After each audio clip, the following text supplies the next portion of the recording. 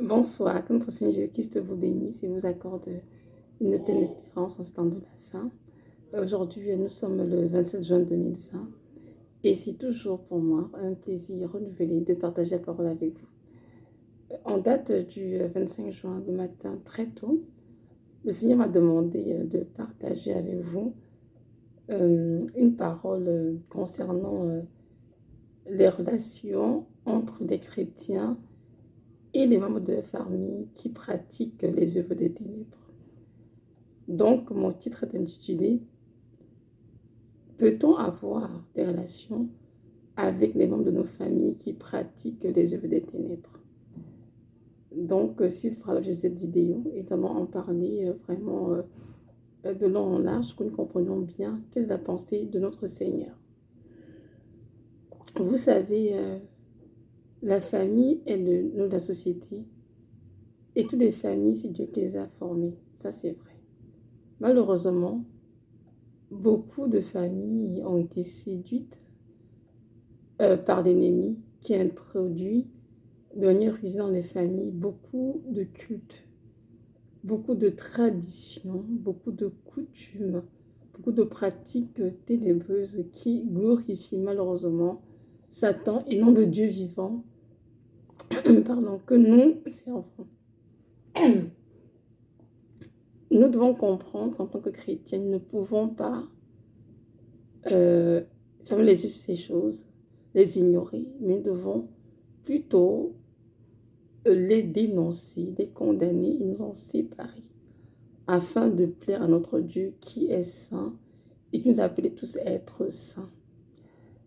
Il est écrit dans Éphésiens 5, verset 11, « Ne prenez point part aux œuvres infructueuses du monde des ténèbres, mais plutôt condamnez-les. » C'est quoi les œuvres infructueuses du monde des ténèbres?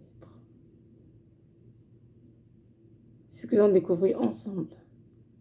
Allons ensemble dans la parole, dans le livre de Deutéronome, chapitre 18, versets 9 à 14.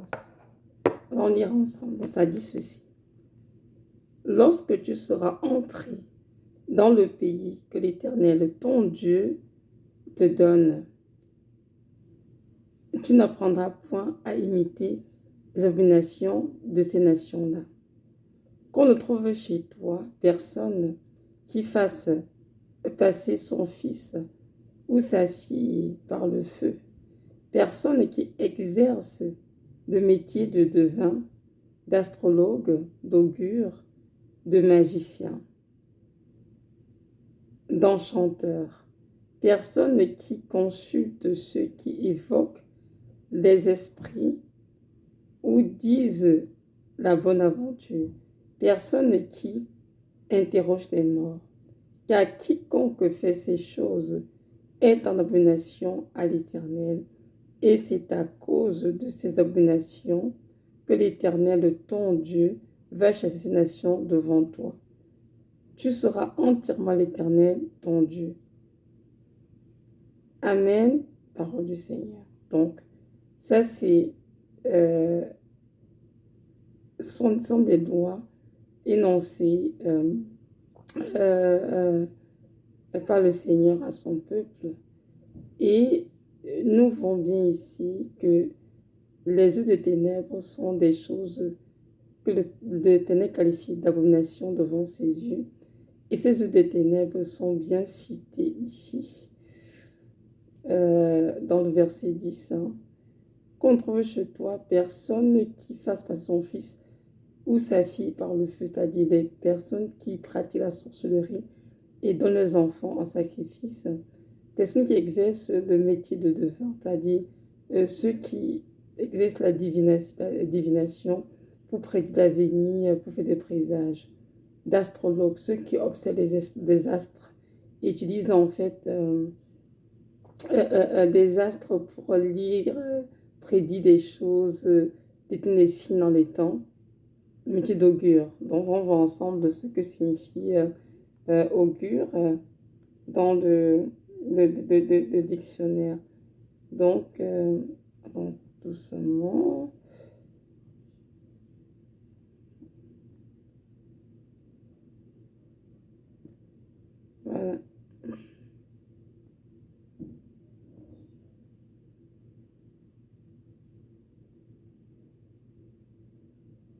Ok, vraiment, s'il vous plaît. Bon, enfin, le métier d'augure, c'est pas compliqué, c'est tout simplement euh, euh, des personnes et qui s'aident en fait des enseignements pour en sortir des signes et pour donc prédire l'avenir de ces choses, faire des présages, c'est ça le métier d'augure. Dans le thème dit ici dans sa parole qu'il ne voudrait pas trouver ce genre de personnes parmi nous, nous, ses enfants. Évidemment, le magicien, c'est le magicien qui fait de la magie. Dieu non plus ne veut pas de ça, ni d'enchanteurs. Donc, les enchanteurs, ce sont ceux qui font des incantations pour en sortir les autres, qui jettent des sorts aux autres, qui font du charme, etc. Ce sont ces personnes-là. Donc, en Afrique, on dirait ce sont des marabouts, des féticheurs, ce genre de personnes. Personnes qui consultent aussi ceux qui évoquent les esprits ou disent de bonnes aventures. J'ai même m'arrêter verset 11 qui dit ceci.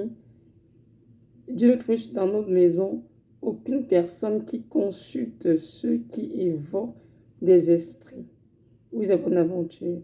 Donc, les personnes qui consultent ceux qui évoquent les mots, c'est-à-dire des personnes qui vont chez les marabouts, chez les féticheurs, pour leur demander des services. Ce sont ces personnes-là qui vont chez eux pour consulter les morts. Évidemment, ces personnes qui donnent des services font appel à des esprits sataniques pour pouvoir euh, parler aux personnes qui demandent des services. Donc Dieu dit que ces personnes doivent être trouvées au milieu de nous. Aussi, le Seigneur dit ici des personnes qui se bonne aventure, donc qui vont raconter demain tu auras ci, quand tu auras tel, tu auras cela, tu auras tel emploi, tu auras tel ceci, tel tu vas te marier à un tel, ça sont des bonnes aventures. Personnes qui interrogent les morts. Vous voyez, dans nos pays africains, il y a beaucoup de traditions, de coutumes dans lesquelles les personnes conçues des ancêtres qui sont morts depuis fort longtemps pour demander des services, dans des bénédictions, la direction. Le Seigneur dit non à toutes ces choses. Il dit ceci, tout qu'à quiconque fait ces choses est en abomination à l'Éternel. Et c'est à cause de ces abominations que l'Éternel, ton Dieu, va chasser ces nations devant toi. Nous comprenons bien ici que notre Seigneur a horreur de toutes ces choses. Maintenant, si nous voyons, si nous regardons bien, nous en constatons que toutes ces choses constituent donc ce qu'on appelle les œuvres infusement des ténèbres, dont l'astrologie, la divination, la magie, la sorcellerie, les enchantements, aller chez les féticheurs, les marabouts, évoquer des morts, le culte des ancêtres, les funérailles. Toutes ces choses constituent, donc forment l'ensemble de ce que nous appelons les œuvres infructueusement des ténèbres. Et toutes ces choses sont en abomination à l'Éternel. C'est la raison pour laquelle il a exhorté son peuple qui allait entrer dans Canaan de ne pas copier ce que les Cananéens faisaient, mais de ne pas les imiter, pardon, de ne pas les copier, ne pas apprendre ces choses-là, mais de s'en garder et de refuser de ces choses-là. Et je crois que beaucoup d'enfants d'Israël ont écouté, mais il y en a aussi qui n'ont pas écouté, qui ont quand même imité ces pratiques abominables, qui évidemment ont irrité l'Éternel, notre Dieu. Donc, ça, les œuvres des ténèbres. Maintenant, je reviens à ma question. Est-ce qu'un chrétien peut avoir des relations avec un membre de sa famille qui entretiennent ou bien qui pratiquent ces œuvres infiniment des ténèbres? C'est la question. Nous avons tous que nous sommes en tant que chrétiens. Dieu nous appelle à être saints, comme lui il est saint. Dieu nous appelle à marcher dans la pureté et non dans le péché. Nous sommes le temple du Saint-Esprit, comme Dieu nous l'a dit dans la parole. Et nous ne pouvons pas prendre le Saint-Esprit pour faire ce que nous voulons avec. Nous devons honorer le Saint-Esprit qui est en nous. Nous devons marcher dans la parole de Dieu, être totalement soumis à sa parole. Donc, est-ce que le Seigneur trouverait un plaisir quelconque à son enfant qui lui appartient, être en train d'entretenir des relations avec des personnes qui pratiquent ces œuvres des ténèbres? La réponse est Non. Pourquoi? Allons voir dans la parole ensemble. Allons aller lire ensemble euh, dans 2 Corinthiens 6, ce que le Seigneur dit là-dessus, dans 2 Corinthiens 6. J'avais notre Dieu est un Dieu merveilleux, il est puissant, il est aussi bon, mais il est aussi très, très pur et il ne peut tolérer dans sa présence rien qui soit abominable. Donc, c'est la raison pour laquelle il nous demande de nous séparer de tout ce qui est impur afin de nous consacrer totalement à lui. Donc, on va aller ensemble dans 2 Corinthiens, chapitre 6, verset 14, qui dit ceci. Ne vous mettez pas avec les infidèles sous un joug étranger. Car quel rapport y a-t-il entre la justice et l'iniquité? Qu'y a-t-il de commun entre la lumière et les ténèbres? Quel accord y a-t-il entre Christ et Bélial? Ou quelle part a le fidèle avec l'infidèle? Quel rapport y a-t-il entre le temple de Dieu et les idoles? Car nous sommes le temple du Dieu vivant. Comme il a lui-même dit, j'habiterai et je marcherai au milieu d'eux. Je serai leur Dieu, ils seront mon peuple. C'est pourquoi sortez du milieu d'eux.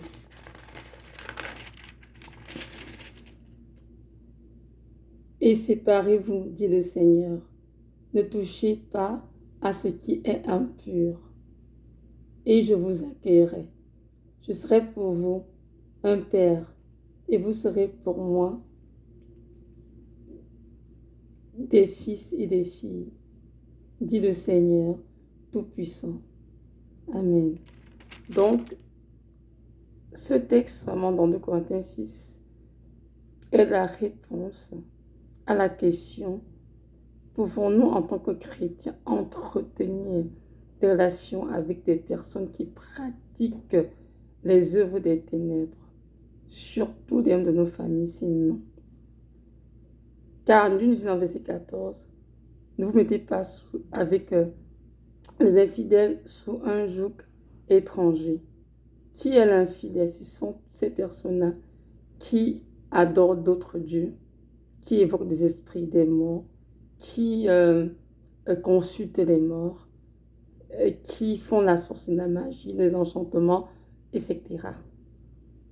Ces personnes sont infidèles à notre Dieu parce qu'elles se tournent vers d'autres faux dieux pour adorer. Qu'y a-t-il de commun entre la lumière et les ténèbres? Tous ceux qui sont sous Christ sont dans la lumière, car Jésus-Christ est la lumière du monde. Et même nous, en tant que chrétiens, nous sommes des hommes de lumière. Et que la parole que nous sommes les chrétiens sont la lumière du monde, de celle de la terre. Et c'est quoi les ténèbres? Les ténèbres, ce sont toutes ces personnes justement qui fréquentent avec les œuvres des ténèbres, les œuvres du monde des ténèbres. Donc, il n'y a pas de rapport entre la lumière et les ténèbres. Quel accord y a-t-il entre Christ et Bélial? Christ, c'est notre Seigneur Jésus de Nazareth. Et Bélial, c'est qui? Ce n'est rien, personne d'autre que Satan. Donc, Bélial, il n'y a pas de rapport entre Jésus-Christ et Satan. Ou quelle part a le fidèle avec l'infidèle? Évidemment, rien du tout. Qu'est-ce que toi, chrétien, peux-tu faire avec une personne qui est infidèle à Jésus de Nazareth? Une personne qui passe son temps à évoquer les morts, on fait de la magie, toutes sortes de pratiques ténébreuses. Tu n'as rien à faire avec cette personne. Il n'y a aucun accord entre vous deux. Quel rapport y a-t-il entre le temple de Dieu et les idoles? Oui, frères et sœurs, nous sommes le temple du Dieu vivant, comme dans la parole. Donc, nous ne pouvons pas avoir de rapport, de relation avec des idoles, parce que en entrant en relation avec des personnes qui servent, mais qui pratiquent les œuvres ténébreuses, nous sommes par conséquent en relation avec le faux Dieu, avec les idoles. Et notre Dieu ne veut pas de cela. Dieu nous dit ici, j'habiterai et je marcherai au milieu d'eux. Jésus qui habite en chacun d'entre nous, nous qui sommes chrétiens, par son Esprit Saint. Il dit, je serai leur Dieu et ils seront mon peuple. Notre Dieu, c'est le Seigneur de Nazareth et nous sommes son peuple. C'est pourquoi il nous dit à tous, sortez du milieu d'eux. Séparez-vous, dit le Seigneur, donc de sortir du milieu de ces personnes qui pratiquent justement les œuvres ténébreuses. On continue. Et ne touchez pas à ce qui est impur. Amen. Verset, c'est verset 17. Ne touchez pas à ce qui est impur. Lorsque les chrétiens entrent en relation avec des personnes qui pratiquent ce que j'ai mentionné si haut, en fait, on mange avec ces personnes, on fait sortir ces personnes, dont on finit, qu'on ne veut pas, à toucher à ce qui est impur. On mange des choses impures, des viandes sacrifiées aux idoles, on mange des nourritures infectes. En fait, on se retrouve qu'on ne veut pas, à communier avec les esprits dans tout ce que nous faisons avec eux. Donc c'est important vraiment de comprendre que nous ne pouvons en aucun cas avoir des relations avec les personnes qui pratiquent les œuvres des ténèbres. Maintenant, on va se dire, mais Seigneur, c'est quand même ma famille. Parce que là, quand on voit des amis, des voisins, c'est moins difficile. Hein? On peut dire, ben oui, Seigneur, c'est vrai. Les voisins, il fait la sorcière, je ne veux pas avec la personne, c'est plus facile. Mais lorsqu'il s'agit de nos familles, qu'il s'agit de nos parents, de nos frères et sœurs, nos tantes, nos cousines, nos oncles, comment agir? Comment devons-nous nous comporter face à ces personnes que nous aimons, bien sûr, mais qui sont malheureusement dans le, comment dirais-je, sur le mauvais chemin, qui sont liées malgré elles dans des pratiques terribles du monde des ténèbres. Justement, c'est ça le jeu de ma vidéo. Donc, comme je vous ai dit, le 25, jeudi matin, le 25 juin, parce que le Seigneur m'a parlé, il m'a demandé de faire le message dessus. Il m'a dit, il m'a fait comprendre dans le rêve que j'ai eu en fait, qu'il y a beaucoup d'enfants de Dieu qui aiment le Seigneur, qui veulent avancer le Seigneur, qui veulent vraiment entrer le destiné. Il s'agit de Dieu qu'ils aiment, mais ils ne comprennent pas, qu'ils ne peuvent pas aimer Jésus-Christ de Nazareth et en même temps tolérer dans leur vie des personnes qui pratiquent ce que je viens de citer ici, les œuvres des ténèbres.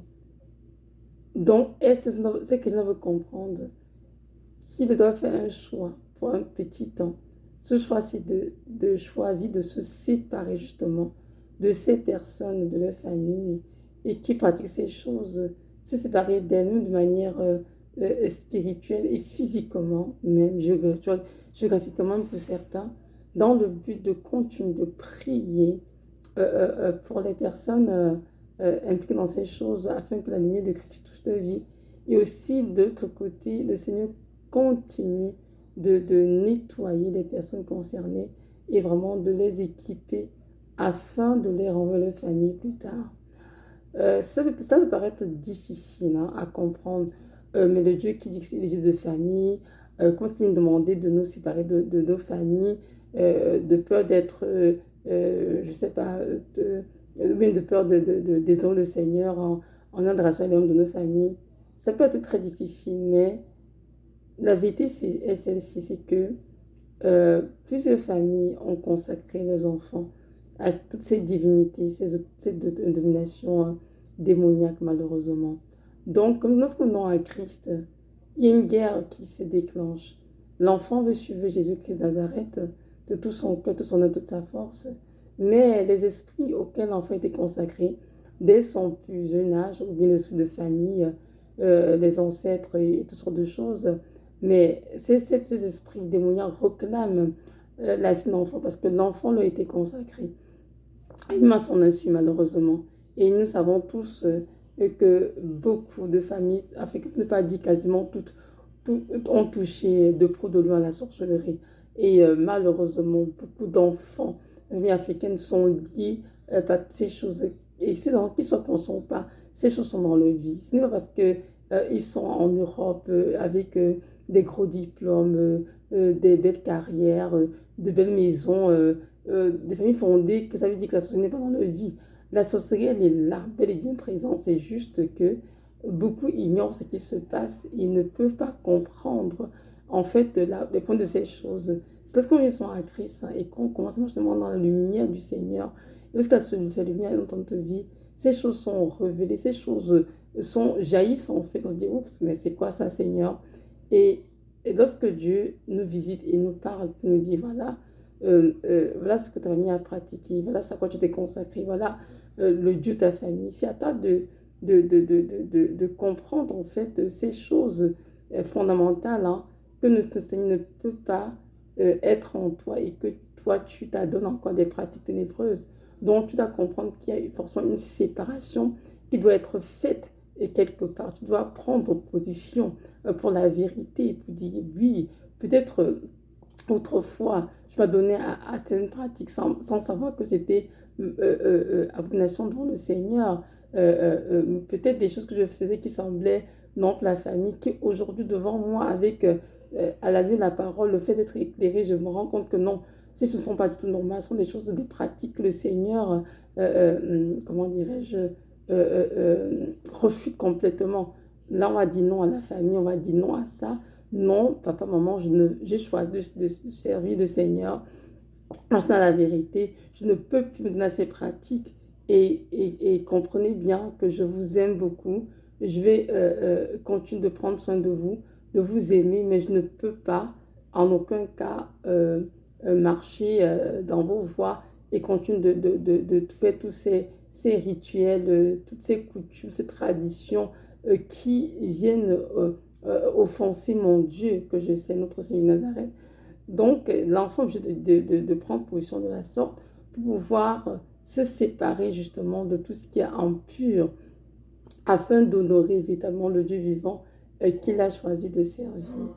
Et je sais que ce n'est pas facile de comprendre ces choses. Non, au début, je n'ai pas compris grand-chose. Croyez-moi, quand Dieu m'a appelé à cette vie, à me séparer de ma famille, mon Dieu, je vous assure que j'ai eu la difficulté à comprendre, à saisir ce qui se passait. Il y a déjà 11 ans de cela.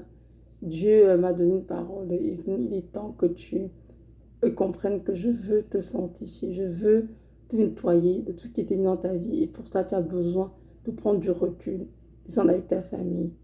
Il est vrai que j'étais à l'étranger, donc c'était un peu moins compliqué, on va dire. Même jusque-là, et le Seigneur m'avait dit d'appeler, d'écrire, aucun contact, je vous assure, rien du tout. Et il m'a dit, tu vas rester comme dans ma présence jusqu'à ce que je décide que c'est le temps de t'envoyer vers ta famille. Il a dit, je n'ai pas dit de prendre ta famille en haine ou d'avoir de l'aigreur envers ta famille. Je n'ai pas dit de les détester aucunement. Je te demande de prier pour eux afin que ta lumière, afin que ma lumière rende la vie aussi. Maintenant, toi, j'ai besoin de faire un travail de fond avec toi afin de te renvoyer vers eux pour ta guérison et la restauration. C'est ce qui m'était dit à moi et à mon mari. Et donc, au début, je ne comprenais pas trop le pourquoi, de quoi je comprenais, Seigneur. Même si on a vécu, que ça vient faire, Seigneur. On a Christ avec nous, on n'a peur de rien. Et donc, j'ai compris avec le temps que je parlais, parce que j'étais une chrétienne, on va dire, quand j'étais dans la foi, j'étais encore très immature, mais avec vraiment les raisons du Seigneur, la compréhension de la parole, j'ai compris que Dieu avait raison. Je ne pouvais pas aimer mon Seigneur, mon bien-aimé, le Dieu Tout-Puissant que je savais, qui m'avait racheté de l'amour de l'enfer, en fricotant en même temps avec des personnes qui, un ou deux étaient chez les marabouts, deux, trois étaient au village pour les cultes des ancêtres, les funérailles, à toutes sortes de choses, aller évoquer les morts, aller chez les devins. Non, c'était impossible, vous comprenez? Parce que notre Dieu a dit quoi? qu'il est un Dieu saint. Il veut être saint à son exemple. Nous ne pouvons pas ignorer ces recommandations du Seigneur. Et notre Dieu est un Dieu, il est bon, il est rempli de compassion, certes, mais il a de la haine pour tout ce qui est mal, tout ce qui est péché. Voyez-vous, nous venons de lire tout à l'heure dans le texte de Deutéronome 18, il parlait ainsi des Cananéens, qui étaient des nations qui pratiquaient des choses abominables à ses yeux. Il les a chassés devant des Israélites afin qu'ils puissent prendre possession de Canaan. Vous comprenez? Parce que notre Dieu ne peut pas laisser ses enfants qu'il aimait tant aller dans ce pays, apprendre ces nations qui pratiquaient. Et donc, c'est pour la raison pour laquelle il les a chassés auparavant afin de donner en héritage Canaan au peuple d'Israël. Donc, comprenons bien que notre Dieu est un Dieu extrêmement pur. En lui, il n'y a point de péché, point de domination. Et nous, en tant que nous devons faire des efforts pour marcher à son exemple, suivre son exemple. Donc, je mets la question, peut-on entrer des relations avec les de nos familles qui pratiquent toutes les obligations que j'ai mentionnées dans Deutéronome 18, la magie, l'astrologie, les enchantements, divination, sorcellerie, etc. C'est non. Pourquoi? Parce que ces personnes, à la longue, si on continue à les côtoyer, et on finit par nous infecter spirituellement. Pardon, et c'est ce que notre Dieu ne veut pas. Et on finit par nous infecter spirituellement. C'est la raison pour laquelle nous devons automatiquement couper avec ces personnes et désirer plus que tout que notre Seigneur nous sanctifie, nous purifie, nous équipe en vue de les aider aussi plus tard. C'est situalement mon cas. Donc, comme je vous ai dit, il y a déjà quelques années, 11 ans en arrière, le Seigneur m'a demandé de me séparer des membres de ma famille. Il a dit tous les membres sans exception. Évidemment, il a dû obéir. Dans les 3 premières années, c'est très difficile. Mais après, j'ai compris vraiment que le Seigneur disait que ta vie en dépend. Si tu veux vraiment que je te délivre de ce qu'on mis sur ta vie, tu dois obéir, Evelyne. Comprenons bien, comme je disais tout à l'heure, c'est que beaucoup d'enfants de Dieu ont été consacrés à beaucoup d'horreurs dans leurs familles respectives. Mais ça ne veut juste pas. Et ces dieux, ces esprits mauvais, viennent plus tard comme les enfants. Donc nous devons vraiment couper de lien avec ces esprits et renoncer à toutes ces abominations que nos familles pratiquent afin d'être libérés. Donc de ce que le Seigneur m'a visité comme ça, donc je l'ai accepté. Et pendant ces années, il a fait son œuvre. Non seulement, il m'a délivré complètement de tous les liens ancestraux, tous les liens de famille abominables, mais également, il m'a enseigné, ce qu'on appelle le discernement pour comprendre clairement ce qui passe autour de moi au niveau spirituel et dans ma famille. Et aujourd'hui, alors je vous parle, il m'a renvoyé ma famille. Je suis en relation avec eux en ce moment. Et je suis du mouvement équipe que je puisse discerner ça quoi je peux dire oui, ça que je peux pas dire oui. Donc, je prends le temps de les instruire, je suis rendue. Je leur enseigne de se séparer de toutes ces choses abominables, de ne plus les pratiquer, aller chez les marabouts, faire le culte des ancêtres, faire toutes sortes de choses que les Africains font. C'est non, je dis non, je leur enseigne. Maintenant, Dieu m'a donné la grâce de leur annoncer son conseil dans toute son entièreté, dont chacun maintenant sait c'est quoi la vérité et doit rester dans la vérité. Ceux qui vont continuer de perdurer dans ces pratiques abominables, c'est sûr que je n'ai pas relation avec elles du tout. Mais les personnes qui vont choisir d'écouter ce que dit le Seigneur et de se prévenir de ce qui est impur, je vais sûrement garder ma relation avec ces personnes. Donc, c'est comme ça que Dieu fonctionne. Il est enjeu que toi, enfant de Dieu qui m'écoute, que tu comprennes que tu ne peux pas continuer, si c'était ton cas, d'entretenir des relations avec ta famille qui pratique des œuvres infructueuses du monde des ténèbres. Non, tu ne peux pas.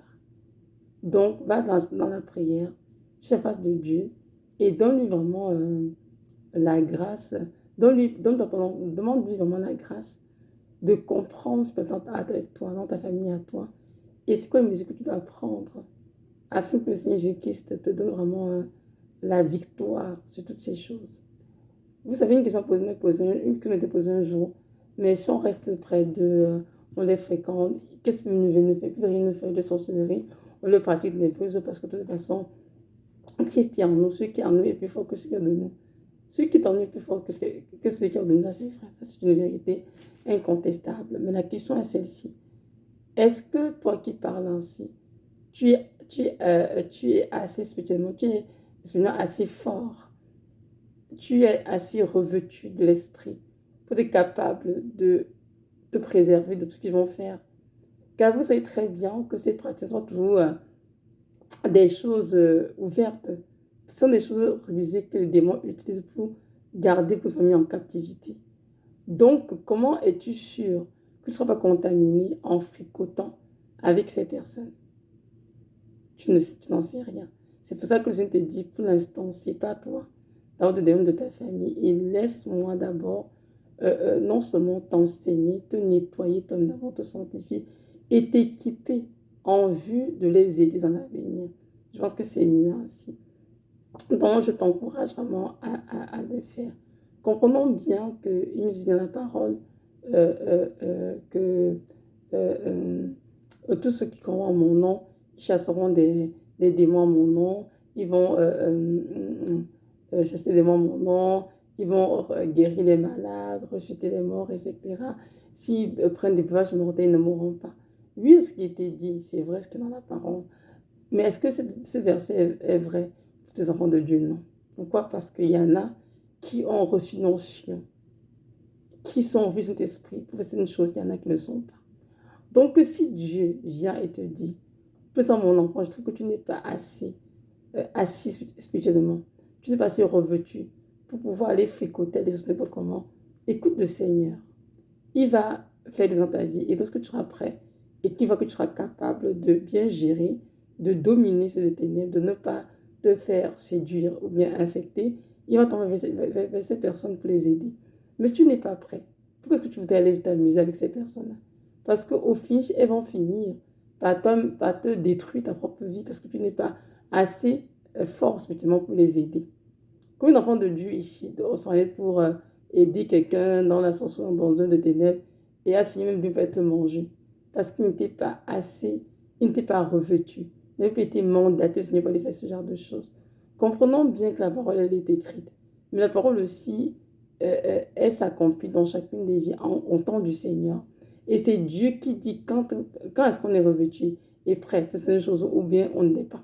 Il ne faut pas avoir la prétention de vouloir tout accomplir, défier Dieu. On ne défie pas Dieu, mais on écoute le Seigneur. On est humble et on se soumet à la direction qu'il nous donne. Amen. Donc, je viens dans cette vidéo parler surtout aux chrétiens, je dirais entre guillemets africains, car je sais que beaucoup ont beau être à l'église le matin, midi, soir, ont beau crier Amen à tout ce qui est dit à l'église, mais beaucoup sont, je dirais, sans, comment dirais-je, je dirais plutôt, sans le vouloir, liés encore à beaucoup de pratiques ténébreuses de leur famille. Et ces pratiques sont déguisées sous des formes de coutumes, de traditions. Or, c'est normal. Non, ce n'est pas normal. Alors, enfant de Dieu, lève-toi et sanctifie-toi. C'est pas de tout ce qui est impur. Et le Seigneur Jésus de Nazareth te nettoyer, te purifier et te donner l'onction dont tu as besoin pour vraiment apporter dans ta famille la délivrance. C'est ce que Dieu est concerné, pas juste pour nous qui sommes chrétiens, mais aussi pour les membres de nos familles respectives. Ça, c'est très vrai, c'est très biblique. Mais il y a un temps pour chaque chose. Et lorsque notre Dieu se lève dans une famille, qu'est-ce que le temps il agira et il fera de grandes choses. Mais avant que ça en arrive, c'est bien d'écouter le Seigneur d'être vraiment soumis à sa volonté, de faire tout ce qu'il nous dira.